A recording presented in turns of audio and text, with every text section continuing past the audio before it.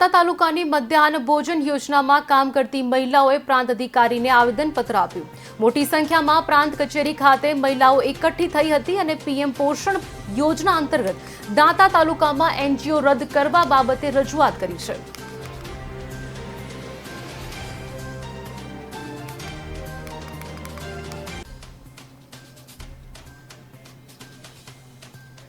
અમારી આ યોजना 1984 થી શરૂ થયેલી છે, જે પીએમ પોષણ યોજના પહેલી મધ્યાહન ભોજન હતી, હવે પછી પીએમ પોષણ યોજના શરૂ થયેલી છે અને એના સરકારે એનજીઓમાં આપવાની પ્રક્રિયા ચાલુ કરી છે, જેના વિરુદ્ધમાં અમે આજે મામલતદાર સાહેબશ્રી અને પ્રાંત ઓફિસર શ્રી સાહેબશ્રીને આવેદનપત્ર આવેલા છે અને જે અમારા કેન્દ્રોમાં એસસી એસટી અને અમારો ટ્રાઇબલ એરિયા હોય, જેથી ગરીબ લોકોની રોજી છીનવાય, એના વિરુદ્ધમાં અમે આ આવેદનપત્ર આપી રહ્યા છીએ અને એનો સખત વિરોધ કરીએ છીએ। ઘણા વર્ષોથી કામ કરીએ છીએ અને ગરીબ વર્ગના લોકો છીએ, એટલા માટે અમે સરકારને વિનંતી કરીએ છીએ કે અમારી રોજીરોટી ના છીનવાય અને